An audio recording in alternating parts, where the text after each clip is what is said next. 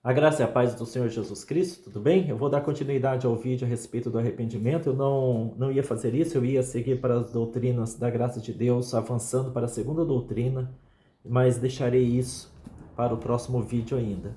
Por que eu decidi fazer a respeito do arrependimento? Porque existe um outro lado que é muito importante falar aqui, que é a respeito da tristeza que a pessoa sente a respeito do ato errado que cometeu diante de Deus. Então é comum nós enxergarmos pessoas que, após ter cometido um grande erro na vida, chorar bastante. Nós choramos, isso é natural do ser humano. Mas será que isso, essas lágrimas, essa tristeza profunda, indica verdadeiro arrependimento na vida das pessoas? Vamos analisar a Bíblia Sagrada, e ao analisarmos a Bíblia Sagrada, você vai ver que o arrependimento tem muito mais a ver com uma atitude inteligente da nossa parte, racional da nossa parte, do que sentimental. É isso que eu quero mostrar para você. Porque de sentimentalismo Deus está farto, Deus está cheio de sentimentalismo expressado pelas igrejas, pelos crentes em geral. Arrependimento não é sentimentalismo, embora o sentimento possa ocorrer junto ao verdadeiro arrependimento, mas jamais será mero sentimentalismo, jamais será mera emoção da nossa parte diante de Deus. Repito, o arrependimento é uma obra racional da tua e da minha parte. E eu vou estar explicando para você isso. A primeira coisa que eu quero mostrar para vocês aqui é uma passagem que se encontra em 1 Samuel, capítulo 24. Logicamente que não estarei lendo todo o capítulo aqui, apenas narrando para você e lendo algumas partezinhas aqui, porque é muito extenso esse capítulo. Aqui essa passagem mostra que Saul estava perseguindo Davi para matá-lo. O objetivo de Saul, o rei de Israel, era matar Davi. Por quê? Porque havia uma promessa sobre Davi. Davi haveria de assumir a direção, o governo da nação de Israel, do povo de Deus. E Saul ficou todo enciumado e queria matar o jovem Davi. Então, o que aconteceu? Ele levantou um exército de 3.000 homens e foi atrás de Davi. Chegou a notícia para Saul que Davi estava num determinado lugar, no deserto de En-Gedi, ou En-Gedi, não sei a pronúncia correta em hebraico. Eu falo En-Gedi, estava no deserto de En-Gedi, e Saul foi ao encalço de Davi, perseguindo-o para matá-lo. Aí ele, procurando, não encontrou. Ele entra numa determinada caverna, sem saber que Davi e seus homens, uma tropa de homens que acompanhava Davi, estava dentro daquela caverna. Saul dorme dentro daquela caverna e Davi, com jeito, chega e corta um pedaço da sua túnica como prova, para mostrar mais tarde como prova de que, se ele quisesse matar Saul, ele o teria feito. E foi o que Davi fez. Saul acorda, desperta, sai daquela caverna, e então Davi se põe à porta daquela caverna, estende aquele pedaço de pano que era da túnica de Saul e fala: olha aqui, Saul, quanto que não há maldade no meu coração. Você estava nas minhas mãos, eu poderia ter matado você. No entanto, eu não fiz. Eu não o matei. E qual foi a reação de Saul diante daquela espantosa notícia, diante daquela aquele espantoso fato que estava bem diante dos seus olhos? Como foi a reação de Saul? Vamos lá. Saul demonstrou uma reação como se estivesse expressando um grande arrependimento. Aliás, aos olhos de muitas pessoas, se isso estivesse ocorrendo dentro da sua igreja, você falaria: nossa, como que Saul se arrependeu verdadeiramente? Então vamos analisar o texto aqui. Em 1 Samuel capítulo 24, versículo 16, fala assim: e sucedeu que, acabando Davi de falar a Saul todas essas palavras, disse então Saul: é esta a tua voz? É esta a tua voz, meu filho Davi? Olha só, chegou a chamar Davi de meu filho. E continua Saul: então Saul alçou a sua voz e chorou.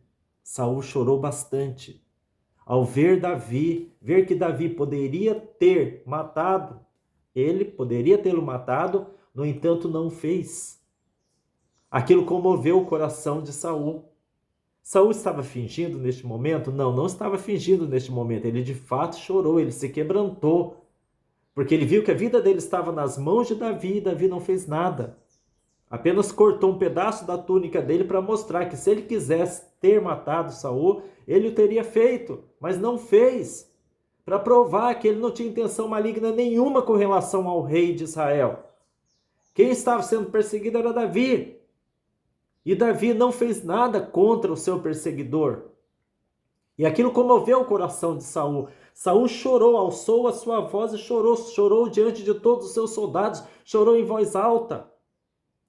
E ainda disse a Davi: mais justo és do que eu, pois tu me recompensaste com bem e eu te recompensei com o mal. O que Saul estava dizendo aqui? O que estava acontecendo com Davi? Com Saul, perdão. Saul estava tendo plena consciência dos seus atos. Ele teve plena convicção do seu pecado.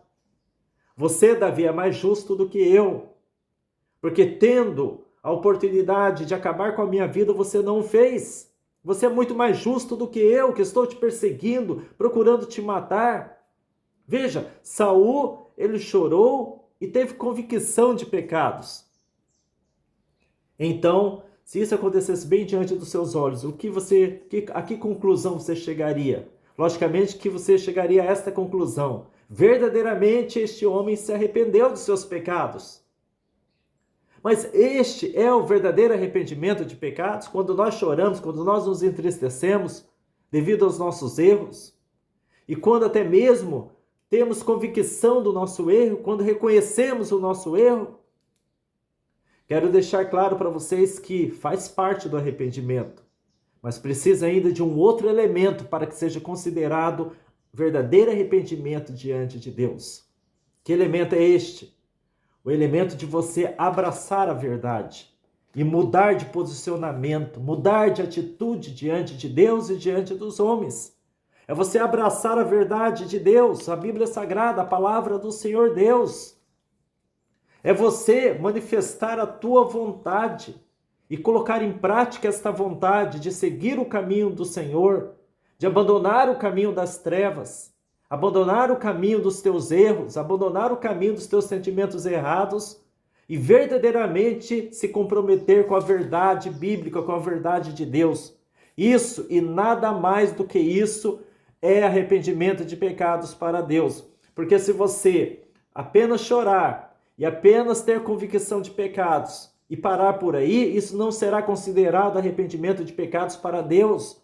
Porque você se entristeceu, chorou, teve convicção do seu erro, do seu pecado, mas não mudou de vida. Não abraçou a verdade. Não vai seguir a Cristo. Não vai mudar de atitude. O que Saul fez depois de ter chorado diante dos seus próprios soldados, diante de Davi e seus próprios homens? O que Saul fez posteriormente, após ter reconhecido, ter tido convicção do seu pecado? O que ele fez?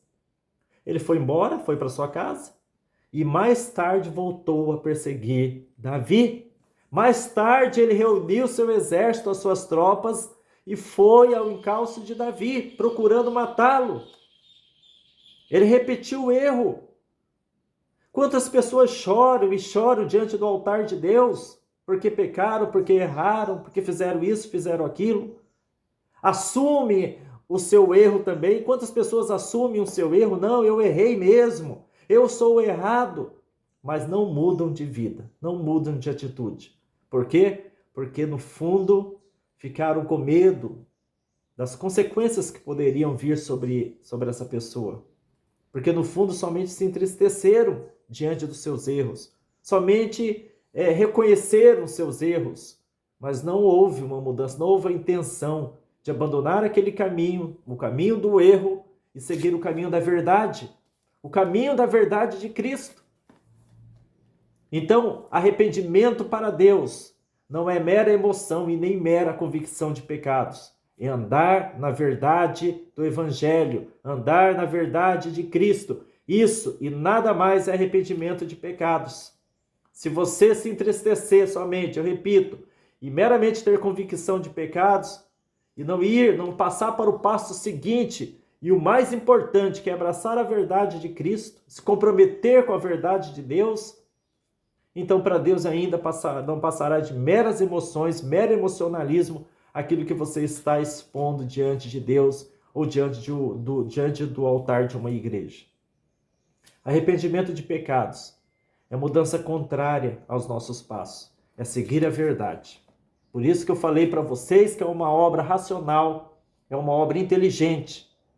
Por que bater tanto nessa tecla do arrependimento? Baterei em outras teclas também, repetidamente, das outras doutrinas da graça, se necessário.